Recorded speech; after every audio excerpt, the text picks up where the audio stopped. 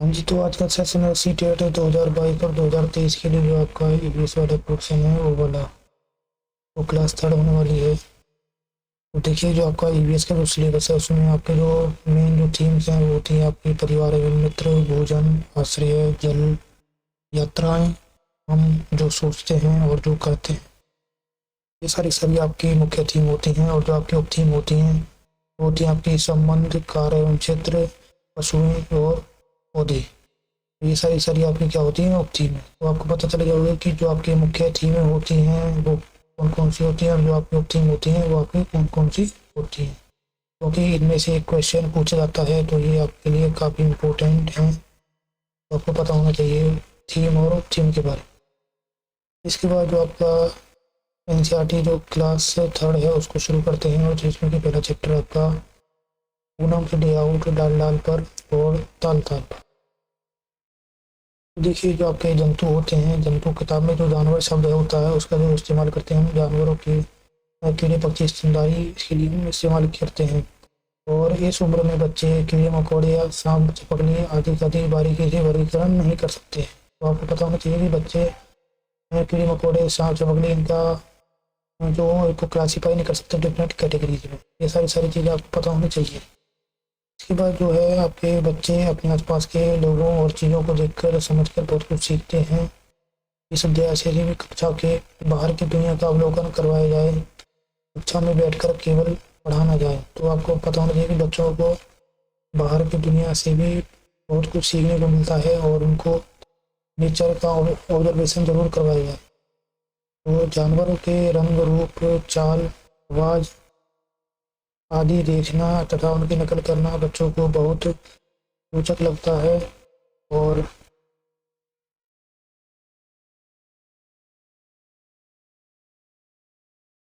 जानवरों की विविधता देखकर उनके अलग अलग समूह बनाने से वर्गीकरण की शुरुआत होती है।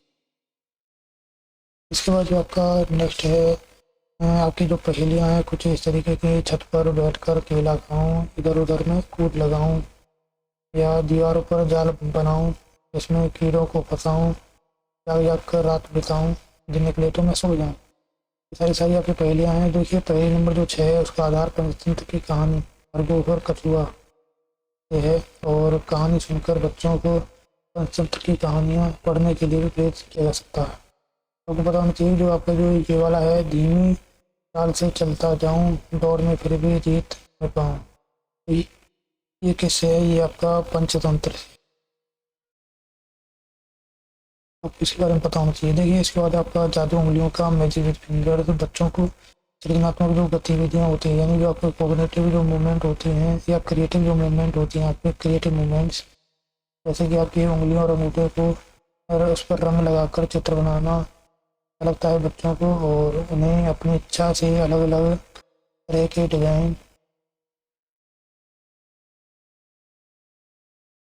करने के लिए प्रोत्साहित किया जा सकता है। इसके बाद जो आपका नेक्स्ट है जिक्सो का खेल। देखिए, ये आपका इम्पोर्टेंट है, जिक्सो का खेल ये आपका सबसे ज़्यादा इम्पोर्टेंट है। देखिए, जो आपकी ये एक्टिविटी होती है, जो आपकी गतिविधि होती है, चीज़ों को क्रमानुसार लगाने की जो आपकी गतिविधि होती है, जो आपकी एक्टिविटी होती है सीक्वेंस टाइप की, ये सारी सारी आपकी क्या होती है, जिक्सो के अंदर आती है। तो क्रम में लगाना बच्चों को अपने अनुभव पर निर्भर करता है। चूहा चिड़िया से छोटा भी हो सकता है और बड़ा भी। और जानवरों के प्रति संवेदनशीलता से बहुत जो जुड़ी बातें होती हैं उन पर बच्चों को चर्चा करवाया जा सकता है। लेकिन जो जिक्सो होता है, जिक्सो के खेल में किसी चित्र के ऐसे टुकड़े होते हैं जिनको मिलाने के लिए बहुत दिमाग लगाना पड़ता है। तो आप यहाँ पर देख पाते हो कि ये किस तरीके से ब्रेकआउट हो चुका है, और इस तरीके से स्कोरिंग की जाए तो इसमें नया चित्र निकल के आता है। तो जो जिक्सो होता है, जिक्सो एक ऐसा ऐसा बनाया जाए कि उसमें कुछ चुनौती हो, सीधे सीधे टुकड़े न हों जो आसानी से ही जोड़े जा सकें। तो बच्चों को इस तरीके की जो गतिविधियाँ होती हैं उनको करने के मौके दें तथा उनके कामों की प्रशंसा करें। तो आपको जो बच्चा है, बच्चे को जो इनकरेज करना होता है ऐसी एक्टिविटी करने के लिए, और उनको अप्रिशिएट किया जाता है इस वर्क के लिए। तो जो ये वाली लाइन है ये आपकी ईवीएस में जो पैडागोजी होती है उसमें काफ़ी इंपॉर्टेंट होती है। इसके बाद जो आपका सेकंड चैप्टर है जो कि आपका पौधों की परी यानी तो आपका प्लांट फैरी होता है उसके बारे में है। तो ये जो आपके प्लांट्स होते हैं, आपको पता होना चाहिए कि प्लांट्स होते हैं वो भी एक प्राणी की तरह ही होते हैं। बच्चे या खेल कर पेड़ पौधों में पाई जाने वाली विविधता को देखकर महसूस कर पाएंगे। अलग अलग बच्चे यदि पौधों की परी बनेंगे तो अच्छा होगा, क्योंकि वे खुद वर्गीकरण का आधार रहेंगे। और जो बच्चे हैं वो और पेड़ पौधों में पाई जाने वाली जो विविधता होती है, जो आपकी डाइवर्सिटी होती है, डाइवर्सिटी इन प्लांट्स होती है, उसके बारे में उनको खेलने से ही पता चल सकता है। तो जो आपके बच्चे होते हैं, देखिए जो आपके बच्चे होते हैं, बच्चों को इस प्रकार इस बारे में बातचीत की जा सकती है कि कि उनके यहाँ छुपन छुपाई, अंताक्षरी आदि खेलों को किस नाम से पुकारा जाता है। इन बच्चों से पूछा जाना चाहिए कि जो उनके यहाँ पर छुपन छुपाई, अंताक्षरी वगैरह जो खेल होते हैं उनको किस नाम से जाना जाता है। और जो चिल्ड्रन होते हैं उनको कलेक्ट करना चाहिए different type of foreign leaves, यानी देखो जो पेड़ से जो गिरे हुए जो पत्ते होते हैं डिफरेंट टाइप के, उनको इकट्ठा कर सकते हैं और उनके पौधों के नाम का पता कर सकते हैं, यानी कि find out name of their plants. तो आपको बात आती है कि क्या सभी पत्तों का रंग, आकार और किनारे एक जैसे होते हैं। तो आपको पता होना चाहिए कि सभी अलग अलग होते हैं। तो देखिए इसमें जो काफ़ी इम्पोर्टेंट है वो है आपका मशहूर कलाकार विष्णु चिंचारकर। देखिए जो मशहूर कलाकार विष्णु चिंचारकर है ये आपके इंदौर मध्य प्रदेश के रहने वाले हैं और ऐसे सूखे पत्तों से ये क्या करते हैं, बढ़िया बढ़िया चित्र बनाते हैं। जैसा कि आप यहाँ पर देख पा रहे हो, ये आपके विष्णु चिंचारकर जी हैं और इन्होंने देखिए किस तरीके से हाथी का चित्र बना हुआ है, चूहे का और चिड़िया का। अब इसके बाद आती है कि बच्चों को कविता गाना अच्छा लगता है, उन्हें ज़बरदस्ती याद करने को नहीं कहा जाए और अच्छा होगा कि सभी बच्चे कक्षा में साथ साथ ही गाएं। इसके बाद होती है कि पेड़ों से दोस्ती, यानी जो आपकी फ्रेंडशिप ट्री आती है, ट्री। तो बच्चों को किसी एक पेड़ से रिश्ता बनाने के लिए प्रेरित करें, उसे पानी देना, उसकी देखभाल करना, उसको बारीकी से देखना आदि। और इससे पर्यावरण के प्रति जो उसका लगाव होता है वो भी बढ़ता है। और जो देखिए किसी बुजुर्ग से पता करें क्या कोई ऐसा पेड़ पौधा है जो उस समय होते थे तब वह छोटे थे लेकिन अब वे दिखाई नहीं देते। क्या कोई ऐसा पेड़ पौधा है जो पहले नहीं थे पर अब दिखते हैं। तो आपको अपने बड़े बूढ़ों से पता करना चाहिए। देखिए पेड़ पौधों के बारे में जानकारी लेने के लिए बच्चे अपने बड़ों से पूछें अथवा किसी किसान या माली से पता करें। पेड़ पौधों के प्रति संवेदनशीलता, उनके जुड़े अनुभव को छोटे छोटे इससे सुनाकर विकसित किया जा सकता है। जो आपका थर्ड चैप्टर है इसमें वो है आपका पानी रे पानी, वाटर वाटर। तो देखिए जो आपका पानी होता है, पानी के बारे में देखिए यहाँ पे एक छोटी सी पोएम है। मुँह धोऊंगा पानी से, मुन्ना कहता नानी से, प्यासे पानी पीते हैं, पानी से सब जीते हैं, जाने कब से पानी है, कितनी बड़ी कहानी। तो बात होगी तो अब करते हैं। देखिए वाटर जो आपका जल होता है, देखिए अपने अपने इलाके में गायों सुनाई जाने वाली पानी से जुड़ी कविताएं और गीत बच्चे कक्षा में गाएं, इससे अपने समुदाय के ज्ञान और कला के प्रति लगाव बढ़ेगा। देखिए जो आपकी जो कविताएं होती हैं वो समुदाय के ज्ञान और कला के प्रति लगाव को क्या करती हैं, बढ़ाती हैं। तो ये सारी चीज़ आपको पता होनी चाहिए। इसके बाद आपका कहाँ से मिलता है पानी, वाटर फ्रॉम वेयर। वो पानी आपका कहाँ से मिलता है, झील से, कुएँ से, तालाब से, झरने से, सागर से, नदी से, नहर से, ट्यूबवेल से, नल से, नलकूप से, टाँके से और गर्म सोता है। यहाँ से आपका जो पानी होता है वो आपको मिलता है। इसके बाद जो आपका नेक्स्ट है कि क्या तुमने कभी जमीन से गर्म पानी निकलते हुए देखा है, तो कहाँ। तो आपको पता होना चाहिए कि जो आपका मणिकरण जो आपका एरिया है हिमाचल प्रदेश में, मणिकरण नाम का जो सिटी है, जो इलाका है, वहाँ पर क्या है, गर्म पानी, हॉट वाटर। ठीक है, ये सारी चीज़ आपको पता होनी चाहिए। तो देखिए कई जगह होती हैं, कुछ लोगों को आमतौर से पानी नहीं लेने दिया जाता, इस पर चर्चा करना जरूरी है जिससे कि भेदभाव जैसे विषयों के प्रति संवेदनशीलता बढ़े।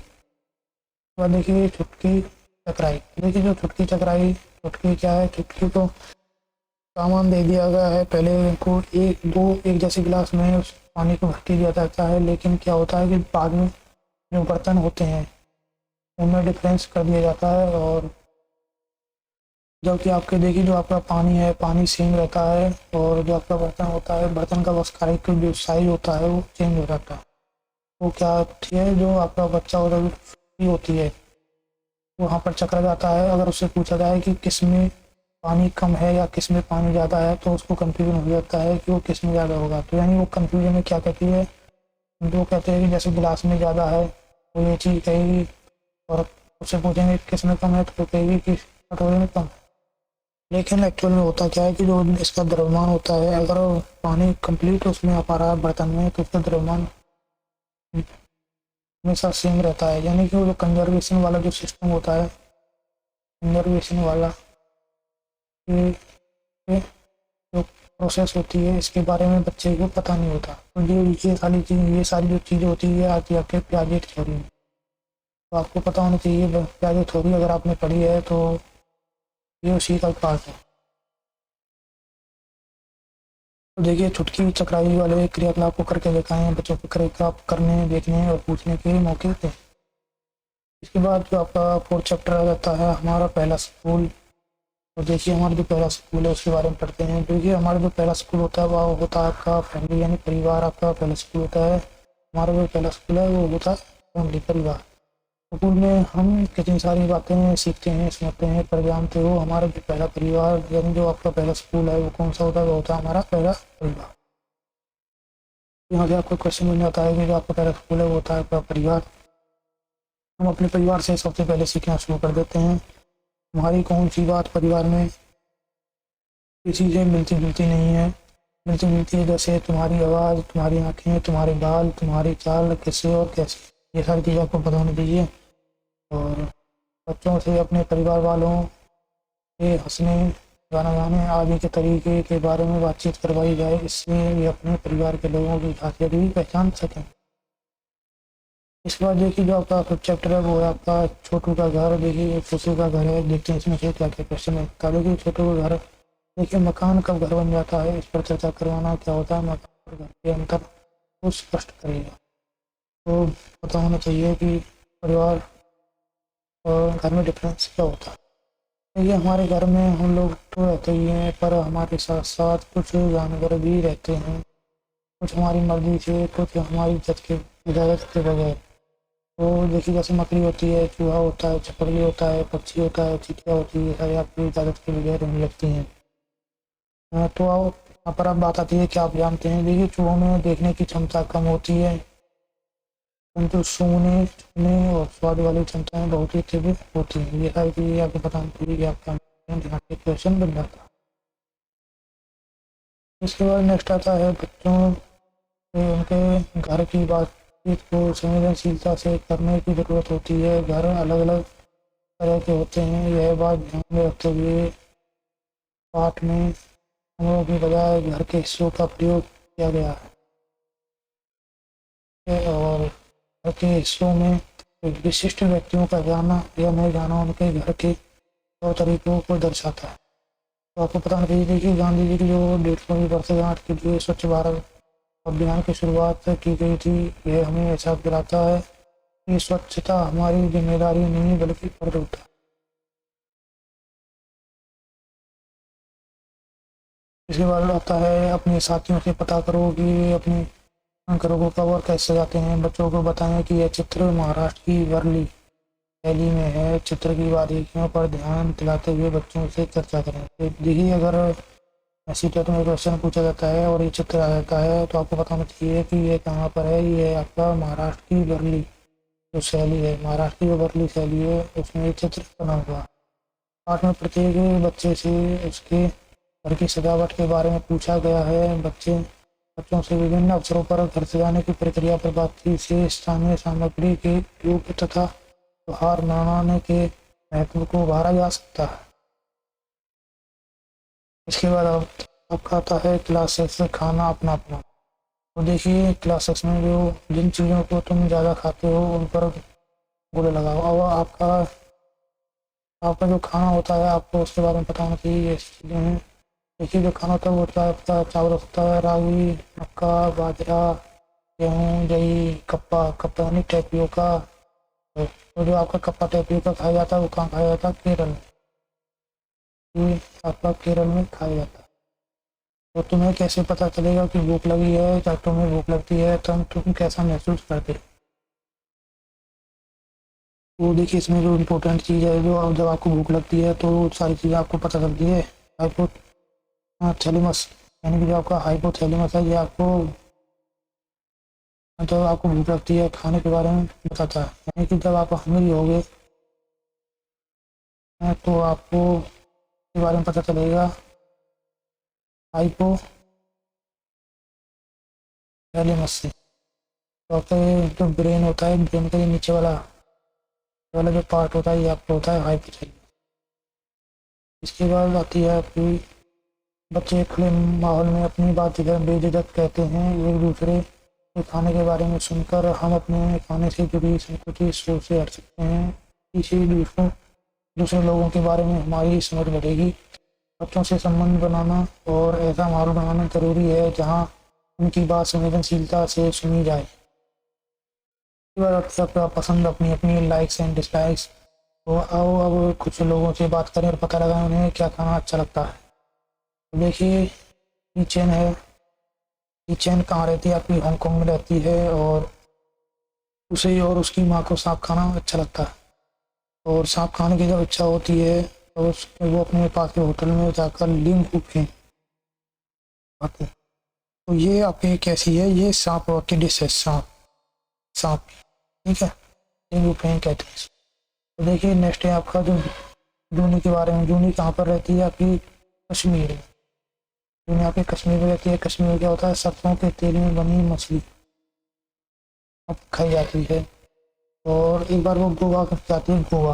और देखिए गोवा में क्या खाई जाती है? मछली खाई, पर स्वाद बहुत ही अलग था। माँ ने कहा अरे यह तो नारियल के तेल में बनी समुद्र की मछली। यानी कि देखिए आपका कश्मीर है।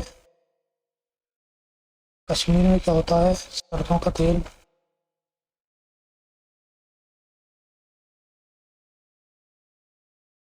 उसमें मछली।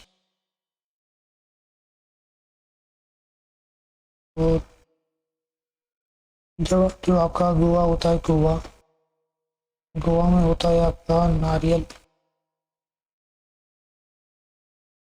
का तेल प्लस में मछली। यानी कि ये सारी सारी चीज़ें आपकी डिफरेंट होती हैं। इसके बाद आती है कि आपके थॉमस के बारे में। देखिए थॉमस कहाँ का रहता है? केरल का रहने वाला थॉमस।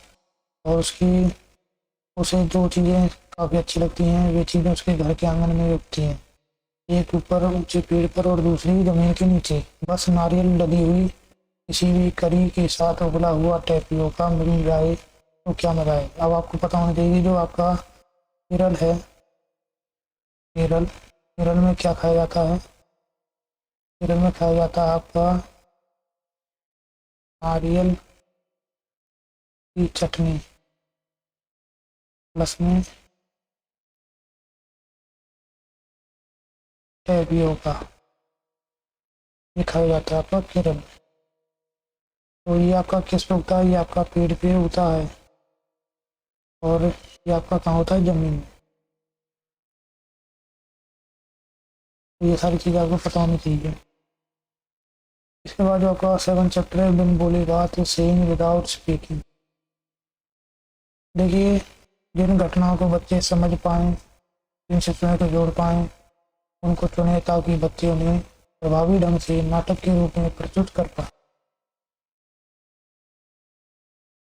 इस पाठ से चर्चा हो सकती है कि हम सब में अलग अलग तरह की क्षमताएं होती हैं। बच्चों के अपने अपने अनुभवों को शामिल करते हुए इस विषय पर संवेदनशीलता बढ़ाई जा सकती है। बच्चों को अपनी भावनाओं को विभिन्न तरीके से व्यक्त करने के लिए प्रेरित करें। बच्चों में इससे उनकी सृजनात्मकता जो आपकी क्षमता जो होती है उसका विकास होता है। यानी जो आपका क्रिएटिव जो एक्सप्रेशन जो होते हैं और जो आपकी एबिलिटी होती है वो क्या होती है? डेवलप होती है। इसके बाद है आपका चैप्टर पंख फैलाए और उड़ते जाए। यानी कि फ्लाइंग हाई। देखिए आपका जो मोर है, मोर क्या है, भारत का राष्ट्र पक्षी है। एकदम मरे हुए जानवर को खाकर वातावरण को स्वच्छ रखते हैं, जिसको कहते हैं वल्चर। देखिए जो आपका कटफोड़ा होता है, कटफोड़ा चिड़िया पेड़ों के तने में छेद करके उसमें छिपे कीड़ों को खाती है और अपना घोंसला पेड़ के तने में ही बनाती है। और जो आपके गर्दन चिड़िया होती है वो अपनी नुकीली चोंच से, या आपका चोंच है, पत्तों को पीकर अपना घोंसला बनाती है। टार्गन चिड़िया, देखिए आप देख पा रहे हो कि ये आपकी कौन सी चिड़िया है, टार्गन, यानी कि ये आपकी टार्गन चिड़िया, यानी कि आपका नीलर बर्ड। ये आपकी ऐसे इस तरीके से घोंसले बनाती है बनकर। ये बात आती है आपकी, क्या तुमने कभी ध्यान दिया कि पक्षियों के उड़ने, चलने और गर्दन घुमाने के तरीके अलग अलग हैं। देखिए मैना झटके से अपनी गर्दन आगे पीछे कर सकती है, यानी कि एक साथ। और उल्लू तो अपनी गर्दन पीछे तक घुमा सकता है, यानी कि जो आपका उल्लू है वो आपका 360 डिग्री तक घुमा। बच्चे बाहर पक्षियों को देखेंगे तो कागज पर आसानी से पहचान कर पाएंगे। कविता को पढ़ाने के लिए बच्चों को पक्षियों के गुण पता होने से मदद मिलेगी, चाहे वे उनके नाम भी नहीं जानते। बच्चों की पक्षियों में रुचि बढ़ाने के लिए बच्चे चुपचाप बैठकर पक्षियों को देखें और अपने अवलोकनों को नोट करना सीखें। कक्षा में सभी को बताएं। देखिए यहाँ पर एक आपके लिए मैचिंग बर्ड्स वाले क्वेश्चन मिल जाता है। और आपको पता चाहिए, देखिए जो आपका तोता है वो आपका मिर्च खाता है, और ये आपका जो कबूतर है वो आपका गेहूँ खाता है। इस तरीके से जो आपका कटघोड़ा होता है, कटघोड़ा आपका क्या खाता है, ये वाली, ये छोटे वाले। और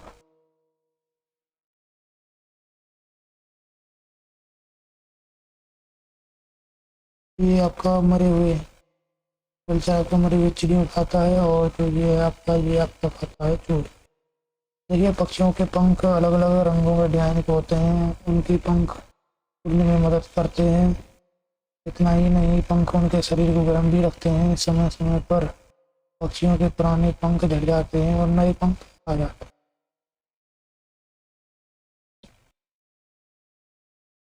देखिए पक्षियों के अलावा और कौन कौन से जानवर होते हैं, बच्चों को इसके बारे में पता होना चाहिए। इसके बाद आपका नेक्स्ट चैप्टर है चैप्टर 9, बादल आए बारिश आई, यानी कि इट्स रेन। देखिए अपू ने केला खाया, अपू हाथी है, उसको केला खाना क्या है, पसंद है। बच्चों के बारिश से जुड़े अनुभवों को सुनने से बारिश से होने वाले प्रभावों, अच्छे या बुरे, दोनों पर गहराई से चर्चा हो सकती है। तो ये आपका पखाए खाएं क्लास थर्ड का 10 चैप्टर। देखिए खाने की जो चीज़ें होती हैं तरह तरह की पकाई गई हैं, कोई सेक कर, कोई तल कर, किसी को भून कर और किसी को भाग कर पका। अपने बुजुर्गों से पता करो पहले किस तरीके के बर्तन ज़्यादा काम में आते थे, वे किस चीज़ के बने होते थे। घर के लोगों से बात करके बच्चे अपनी जानकारी बढ़ाएं, जिससे स्पष्ट हो सके कि शिक्षा के अलावा और व्यक्ति भी जानकारी के स्रोत हो सकते हैं। देखिए खाना पकाने के लिए ये अलग अलग तरीकों पर बच्चों के अपने अनुभव रुचिकर हो सकते हैं। इन घरों में प्रयोग किए जाने वाले ईंधन से पर्यावरण पर पड़ने वाले प्रभाव पर चर्चा भी की जा सकती है। इसके बाद है बच्चों को मिलजुल कर खाने की चीज़ें बनाने में मज़ा आता है। वे अपने परिवेश के अनुसार कुछ चीज़ें बना। इसके बाद आपका चैप्टर 11वां, यहाँ से वहाँ। तो देखिए बच्चों ने कई वाहनों को या तो वास्तव में या किताबों में या फिल्मों आदि में देखा होगा। यह सभी अनुभव बच्चों से चर्चा करने में मदद कर सकते हैं। उनके संदर्भ में के अनुसार गतिविधि करवाएं, जिससे कि सफर के दौरान वे अपनी सुरक्षा सुनिश्चित कर पाएं। जैसे कि शहरी क्षेत्र के बच्चों को सड़क सुरक्षा, या यातायात के नियमों से परिचित कराया जा सकता है। बड़ों से पूछकर पता लगाओ आज से 50 साल पहले लोग कैसे आते जाते थे। दातव्य भी यह वह सब साधन थे। बड़ों से प्राप्त जानकारी पर आधारित चर्चा बच्चों को वाहनों में आए बदलावों को समझने में सहायता करेगी। किताब में बुजुर्गों, नाना नानी, दादा दादी से इसलिए बार बार पूछने को कहा गया है ताकि उस समय के और अभी के बीच के अंतर को बच्चे पहचान सकें। चित्र की मदद से आपातकालीन स्थितियों पर चर्चा की शुरुआत की जा सकती है। इस चित्र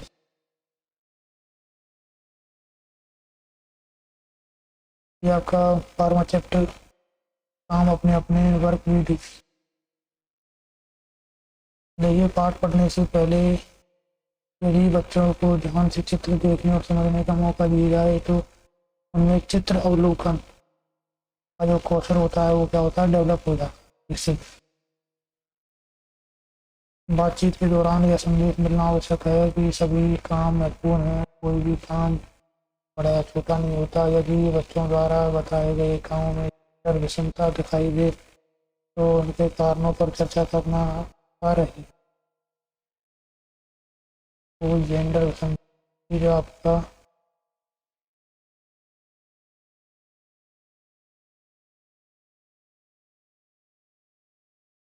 आपका जेंडर जो डिफरेंस है उसके बारे में बच्चों को पता होना चाहिए, जेंडर वाइज। इसके बाद चैप्टर 13 छूकर देखें तो देखिए यह नेत्रहीन बालक भैया जब घर के बाहर जाते हैं एक सभी घड़ी ले जाते हैं।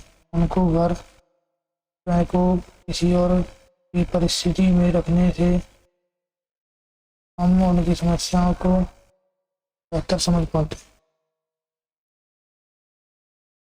जो लोग देख नहीं सकते उनके पढ़ने का एक खास तरीका है जिसे ब्रेल कहते हैं। ब्रेल एक छोटे मोटे कागज पर एक नुकीले औजार से बिंदु बनाकर लिखा जाता है। ब्रेल कागज पर हाथ फेर कर पढ़ा जाता है कि उस पर क्या लिखा है। तो ब्रेल के बारे में आपको पता चलेगा। कहानियों में बच्चे रुचि लेते हैं, कहानी के पात्रों की मदद से संवेदनशीलता पैदा की जा सकती है।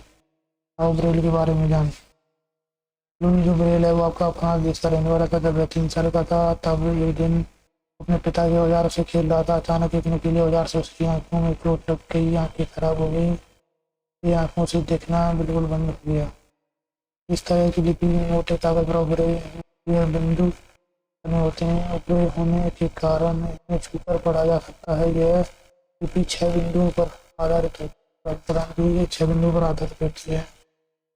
और बच्चे ब्रेल लिपि को देखेंगे तो बेहतर ढंग से समझ पाएंगे। ब्रेल लिपि की जानकारी देते समय बच्चों को वास्तविक ब्रेल शीट दिखाना अच्छा रहे।